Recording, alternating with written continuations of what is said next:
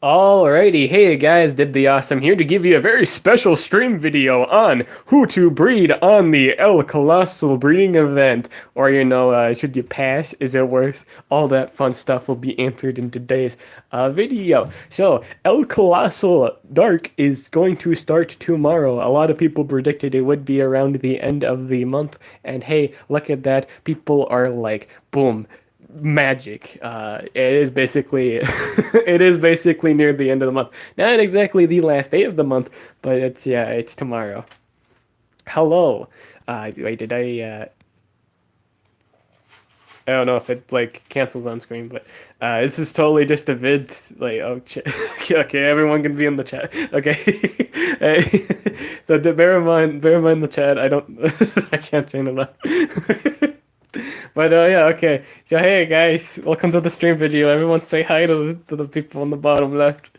But yeah, she's just stream vid. It's gonna be mostly focusing on the actual stuff. But in a day, yep, it's tomorrow. So today we're gonna go over, the best stuff, or is it worth, doing? Just borderline straight up the pat. At some point, legends are just gonna not be useful, just in terms of the situation. But like in Team War, they're already causing problems because if the enemy base is running like a Kathar, right, everything just seems to die, right? Well, there are a few units in the game that are tanky, and they don't die as often if you run them tanky, right? Dark monsters just so happen to be one of those types that got all the goodies. This is actually the most in my opinion, I think Darks have the most open-ranged cast of characters in the game. They have a bunch of damage dealers, they got a lot of supports, they got a lot of denying monsters of pretty much every single type. I'd say they were gifted with everything. They got freezers, they got possessors, they got stunners. They're just kind of spoiled. They're the first to get revivers. Yeah, they got a lot of good things. Now with El Colossal breeding events, there is a rule: you can't really breed Forsaken monsters. Like that's a no. You can't get those, and obviously like War Masters, right? But everything else, from elites to everyone else, is fair game. Another rule is no one knows the breeding combinations right away. You kind of have to experiment with other monsters of that element, and they only use monsters of that element. So when you find a successful pairing, it will be the legend, or it'll be like a random epic, right? Like, well, I guess it's a specific epic or rare. Oh no, it's a Como Cat. That's what it was. You get Como Cat as if it's wrong, but if it's right, you get the specific legendary 100%. It's not like if you do the same combo again, you get another legend. Hey, always going to be 100% that legendary. Hey, I got a Helguden. Guess what? If I use that pairing again, I might have it. I will have it either get a Helguden or like a Como Cat.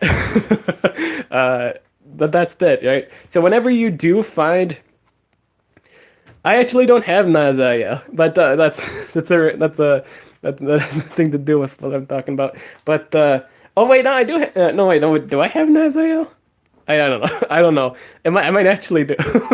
I don't know if I do. I can't remember. I can't, I might have mine maybe.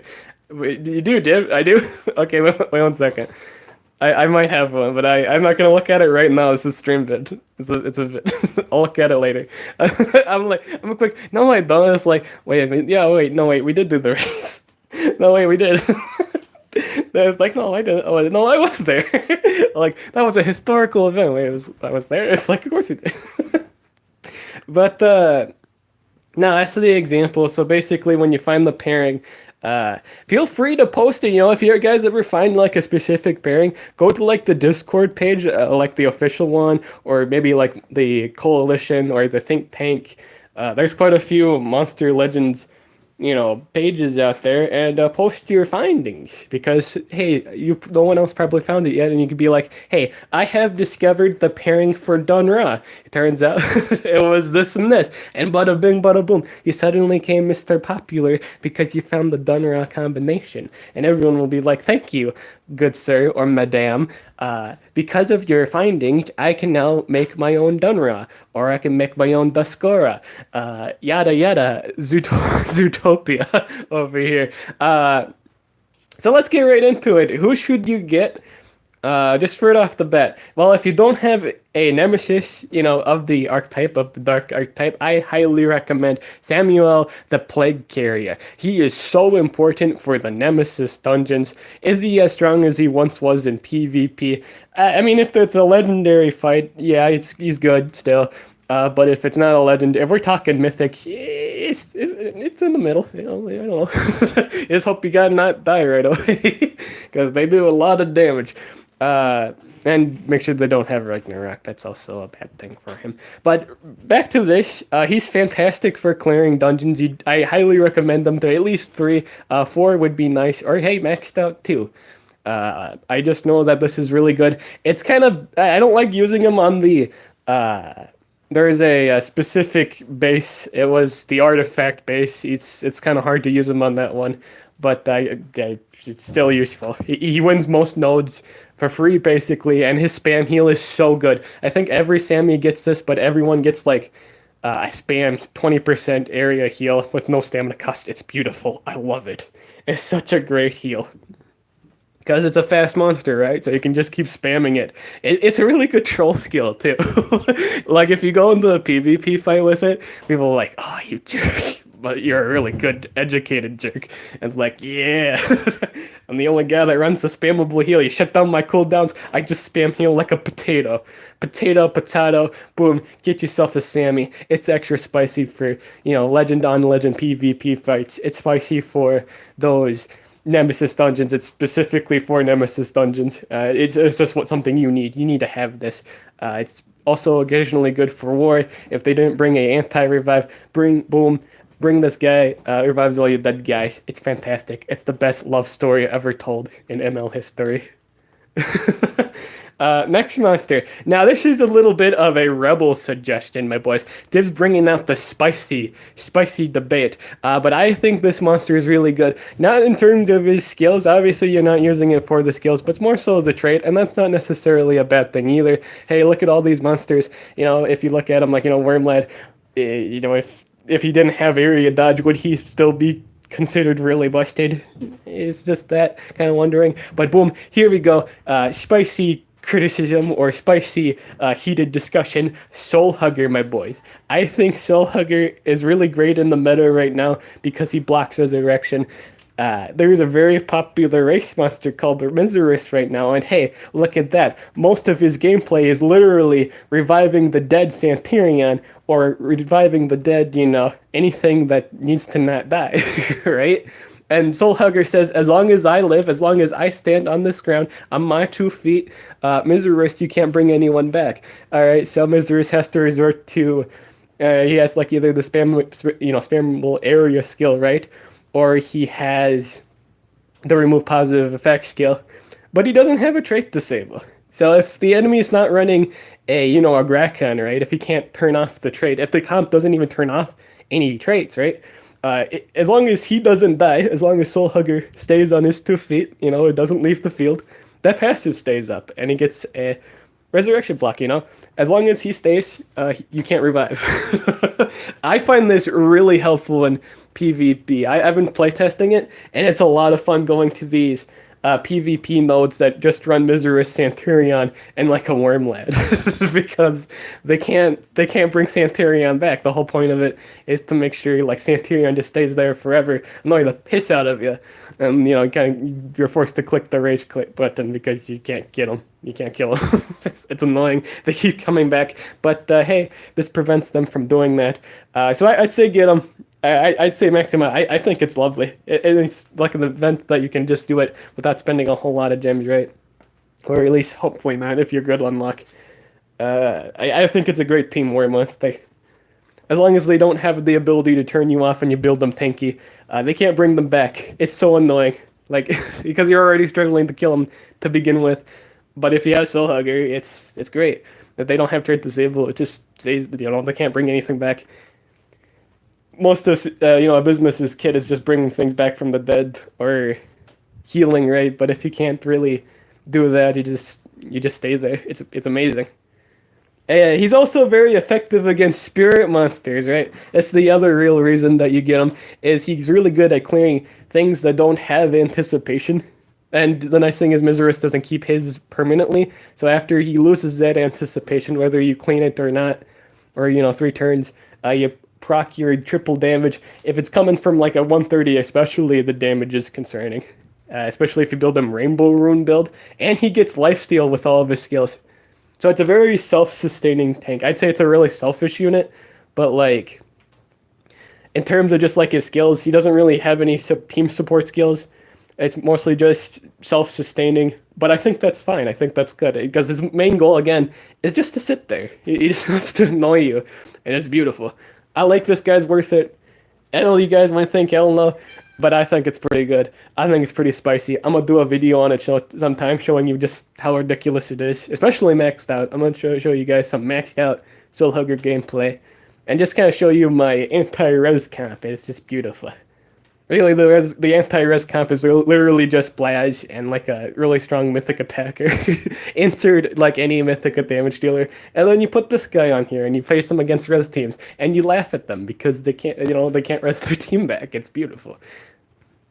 The next monster on the list, is just specifically his moveset. You don't have to max him out. I don't know if you really have to max him out. I'd say at least get him to 3. I think this monster is nice. Fognar. So if you don't know what Fognar does, his trade is Abomination, so that's lovely. You're immune to like possessions. We just got a new like heavy duty possessor right in the nature category, and then we got like the whatchamacallit. We're getting a new light possessor, I think, right? It's the Mothman, or like not like the epic monster, but we're getting like another.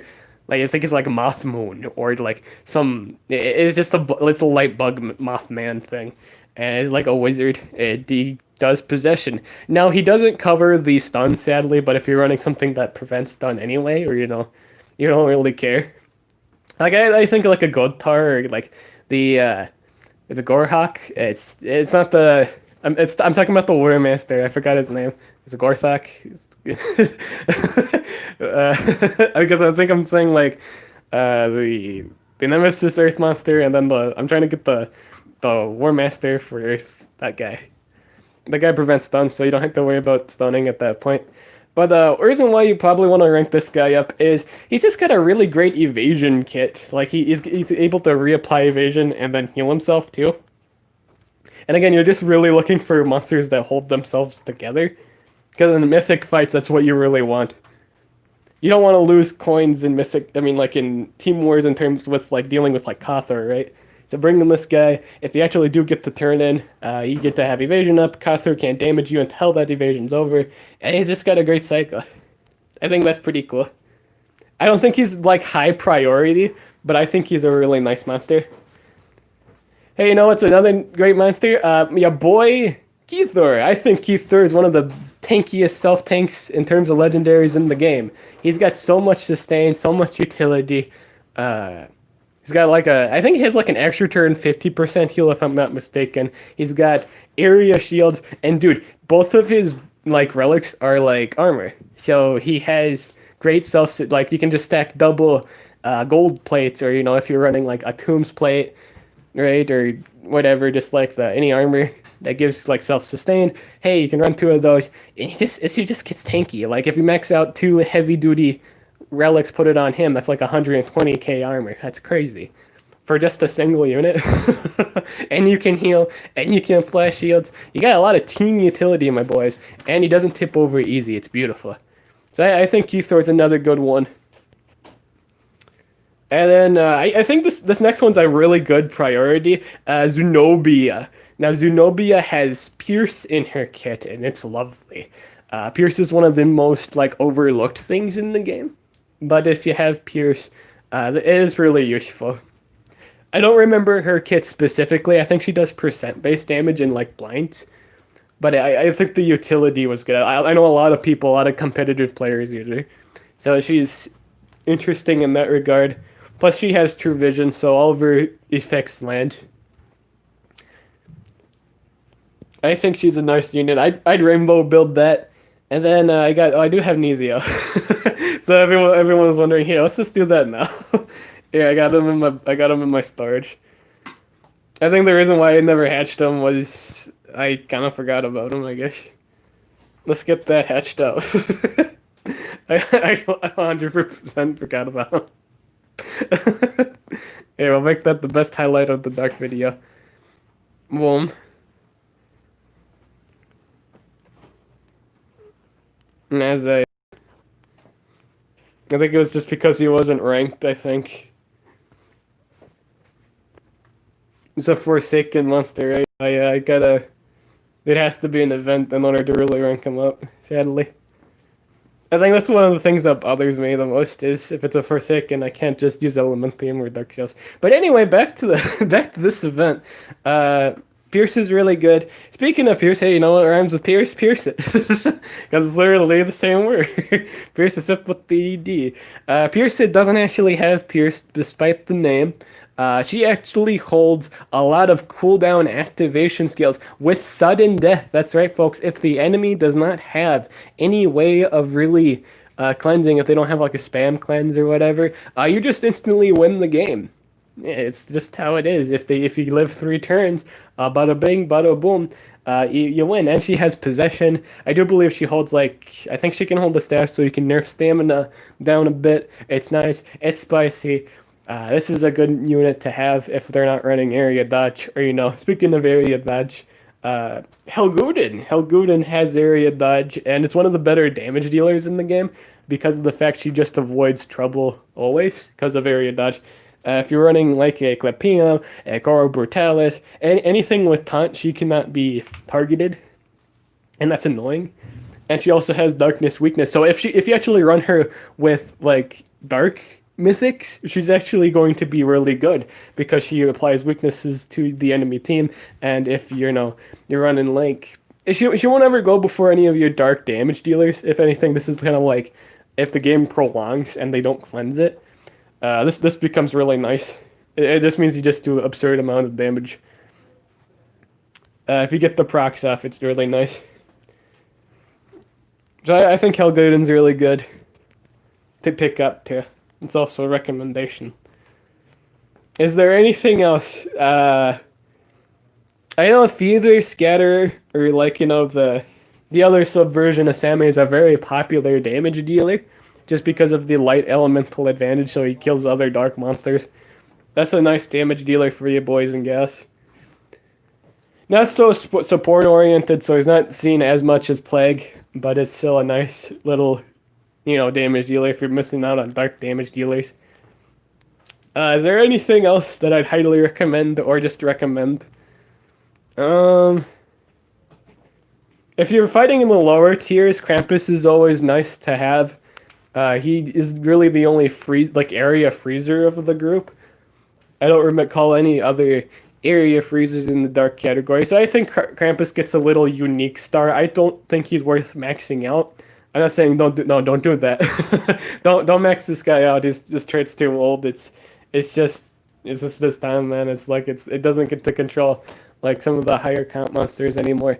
But it is a nice thing to have for mid tier, lower tier stuff, because again, he's the only thing in the game in terms of dark monsters that does freeze. So you might want to pick it up. It wouldn't be a bad idea. Just pick up a copy. I'm not saying splurge on him.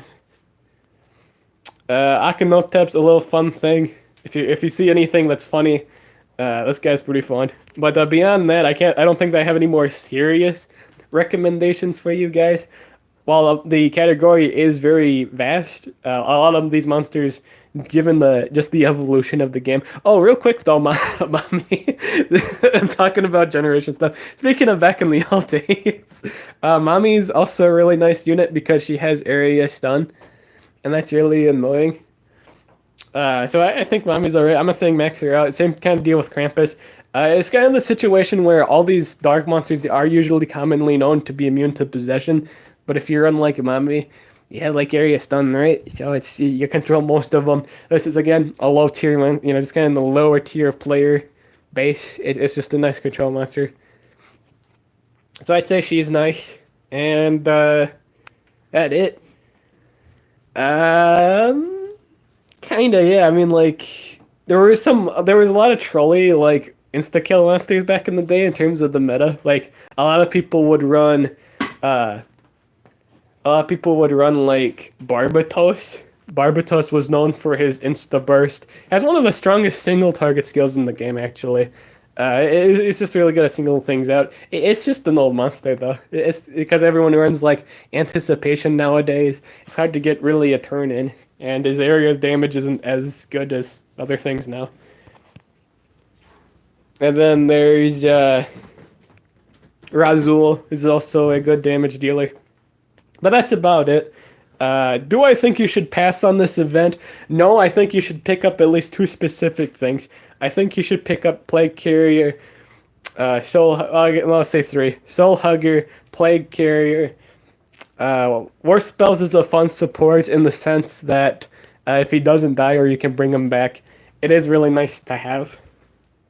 I didn't really go into depth about this thing, but he does evasion, and a lot of mythics don't cleanse when they attack. So this is an option. Excuse me, an option if you do get a turn in with him. And then words. Zenobia. I was about to say Suvovia. Zenobia is also really nice. So besides like again Plague, Soul Hugger, top priorities. Zenobia's also a good pickup, and War Spells. Pierce is nice. I hear Zorgon's not Zorgon. The other version of him was pretty good. But yeah, that's it for this video. Any other thoughts, statements? Thank you very much so for watching, and I hope you guys thought this was very educational, really fun. Again, overall, I love the dark archetype. As you can see here, I got a few dark monsters. Heyman being my staple icon of this channel. Don't max him out. I'm not saying he's the worst monster in the game. A lot of people think he's the worst monster. No, that's not it. No, that's not accurate. Though you can do quite a few things with him because he has the pretty much spammable lifesteal. I think some of the seasonal monsters or like the festive monsters like Christmas. Some of the Christmas monsters have kind of fallen off in terms of like the worst monster in the game. Like I'm looking at Furus here. I think this is actually the worst Legend Boys. This monster is oofta. This monster is not good at all. Look at his stats, look at Heyman's, look at his relic stats. There we go. That's the end of the discussion. I think Varus is bad. But overall, I've always liked the Dark Archetype, and I've always thought they've had the most widest range of monsters. Like in the sense of, they always do something different, they're always unique. Each one was always excited or hyped for it. And we've always had those nice things about Dark Monsters. Because they always did something unique. They always had a huge fan base too. Like High Mass was really popular when he came out. Heyman, despite his bad kit, was popular. He wasn't used a lot, but like people love him to this day. I appreciate him to this day. Plague Carrier was the best monster when he came out. It was beautiful, and for the longest time, he's still good to this day. It's beautiful. You get like all these unique cast monsters, and it's just perfect. It's awesome. But yeah, that's it for this video. I'm Div the Awesome, and I'll catch you guys later.